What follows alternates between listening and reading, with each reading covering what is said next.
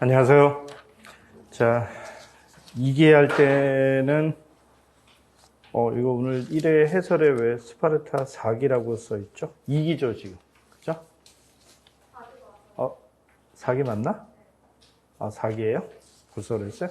저는 행정법만 하는 걸 생각하면 행정법은 2기로 생각했는데, 어쨌든 두 번째로 이제 여러분하고 이제 행정법을 맞이하게 됐는데, 두 번째로 할 때는 이제 마스크 좀 벗고 할 수 있나 했는데, 뭐 그러긴 어려운 것 같고, 저나 여러분이나 서로 얼굴에 대한 정확한 이해는 하지 못한 상태에서, 하지만 이제 행정법에 대한 이해만큼은 좀 제대로 또 하도록 합시다.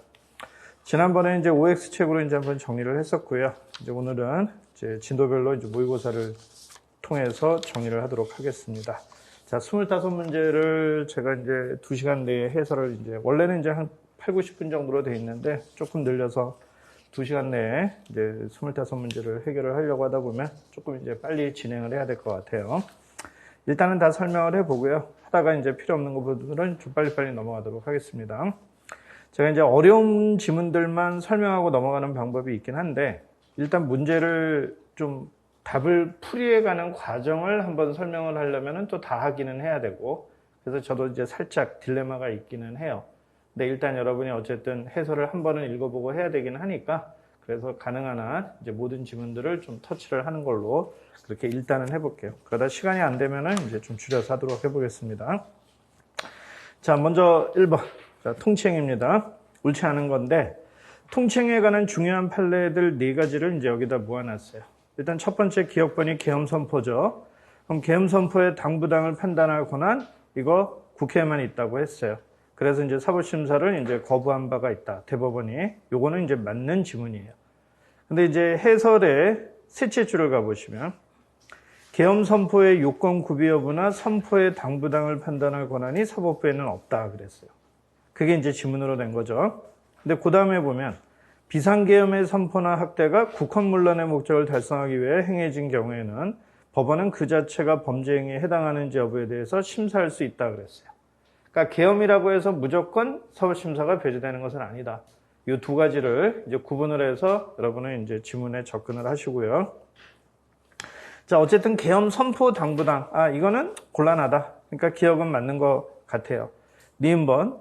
대통령의 긴급재정경제명령, 국가긴급권의 일종으로서 통치행위에 해당하므로 이제 사법심사가 제한된다고 이제 판시했다.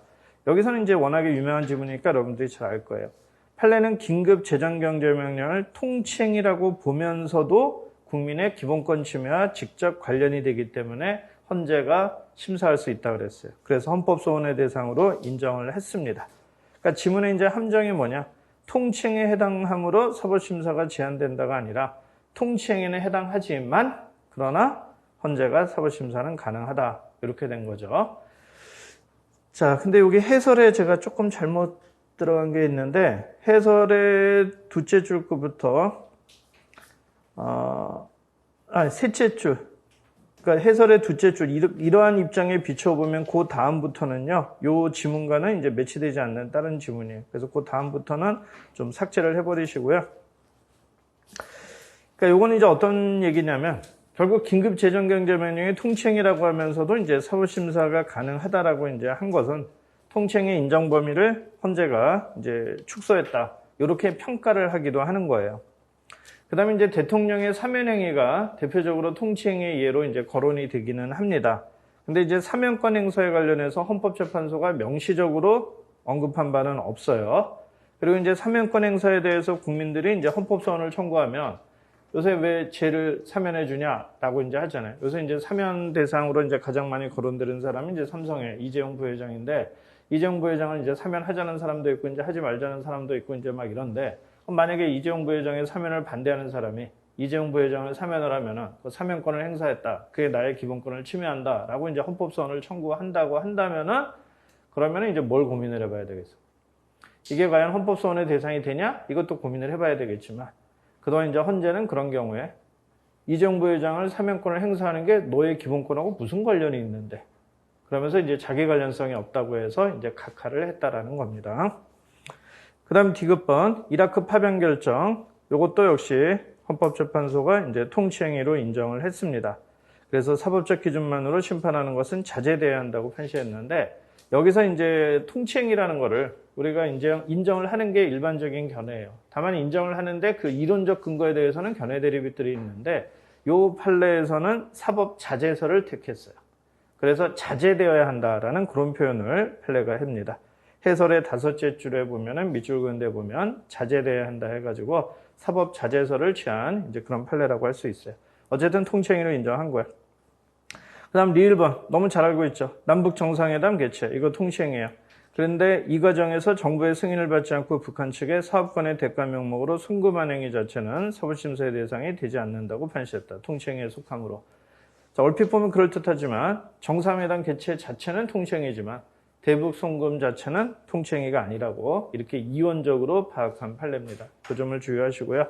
그래서 이 과정에서 이제 대북 송금에 관여한 실무자들이나 금융감독원장 이런 사람들이 이제 형사처벌을 받게 됐죠. 자, 그럼 이제 정답은 결국 3번이 되겠네요. 니은번하고 이제 리을번이 이제 틀린 거니까. 그다음 이제 문제 2번. 법률유보 원칙 관련해 옳지 않은 것은. 자, 법행정의 가장 중요한 내용이 법률유보, 법률우위죠.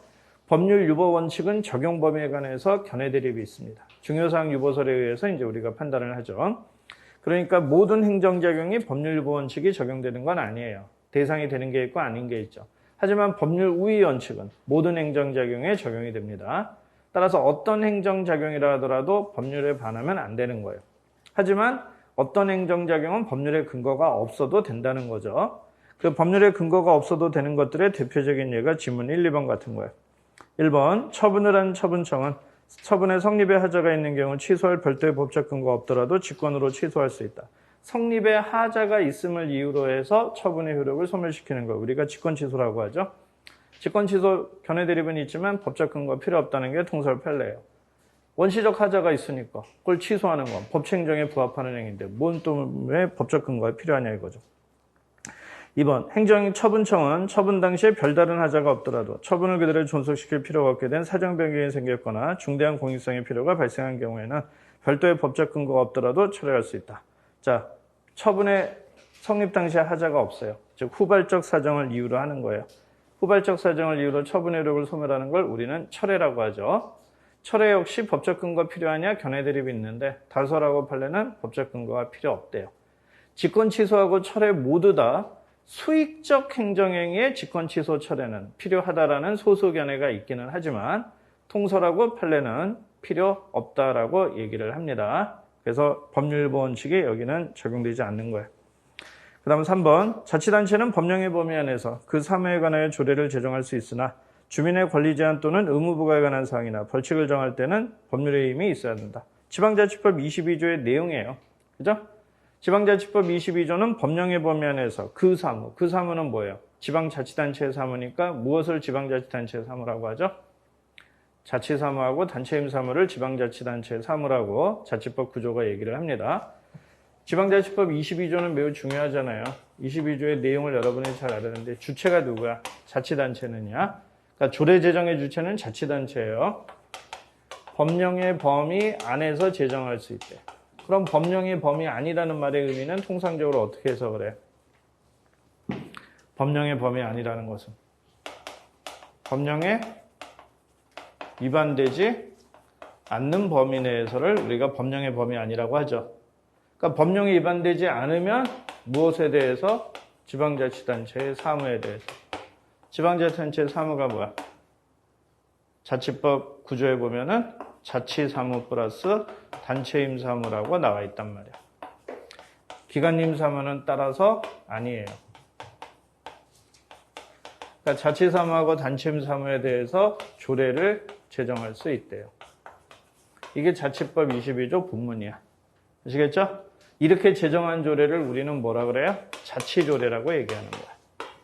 그러니까 22조 본문만 놓고 보면은 자치조례를 제정하는 데는 법률의 위임이 있어야 된다?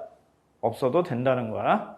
그러니까 지방자치단체가 조례를 제정할 때 자치조례는 법률유보의 원칙이 적용되지 않는다는 얘기겠죠. 그죠? 법률의 위임이 없어도 제정할 수 있다는 거니까. 그래서 자치사무하고 단체임사무는 자치조례도 법률의 위임이 없어도 제정할 수 있어요. 하지만 기관임사무는 원래는 자치조례의 대상이 아니에요. 그죠? 하지만 기관위임 사무도 어떻다? 법령에서 조례로 정하라고 위임을 했다면은 그러면 조례로 제정할 수 있어요. 하지만 그런 조례는 우리가 자치조례라고 하지 않죠. 위임을 받아서 제정하니까 위임조례라고 얘기를 해요. 아시겠죠? 그래서 기관위임 사무도 위임조례는 제정할 수 있지만 자치조례의 대상은 되지 않는다. 그런데 이제 22조의 단서에서 뭐라 그랬어요? 조례라 하더라도 그것이 주민들의 이제 의무를 부과하거나 권리를 제한하거나 이제 벌칙을 규정하고자 할 때는 이때는 뭐래요? 법률의 위임이 필요하대요. 그래서 원래는 자치단체의 사무는 법률의 위임이 없어도 조례를 제정할 수 있지만 요거에 관해서는 어떻다? 법률의 위임이 필요하다라는 거죠. 그죠? 요 조항이 의회유보, 법률유보 원칙과 관련한 것이고 요게 위헌이냐 논의가 있지만 헌재하고 대법원은 합헌이라고 얘기를 하고 있죠. 왜? 헌법 37조에서도 국민의 기본권을 제한할 때는 법률로서만 제한할 수 있다라고 하니까 이거는 이제 합헌이라고 얘기를 한단 말이에요. 다만 여기서도 이제 법률의 위임이 필요하다 그랬는데 통상적인 이따 우리가 법규명령 파트에서 배우지만 법규명령에다가 이제 위임할 때는 구체적으로 범위를 정해서 위임을 해야죠. 그걸 우리는 포괄 위임 금지 원칙이라고 얘기하죠. 포괄적으로 위임하면 안 돼요. 하지만 여기서는 법률의 위임과 관련해서 의무부가 권리 제한하는 조례는 이거는 포괄적인 위임도 가능하다라고 얘기를 해요. 포괄 위임 금지 원칙이 여기서는 적용되지 않아요. 왜? 이건 자치법적 사항에 관한 것이니까. 그죠? 다만 또 주의할 것. 벌칙은 어떻다? 이건 또 재형법정주의가 적용이 되기 때문에 이거는 포괄 위임은 곤란할 거야. 아시겠죠? 그래서 결국 의무부가 권리 제한에 관한 것은 포괄 위임 금지 원칙이 적용되지 않는다. 이것도 알아두시고요.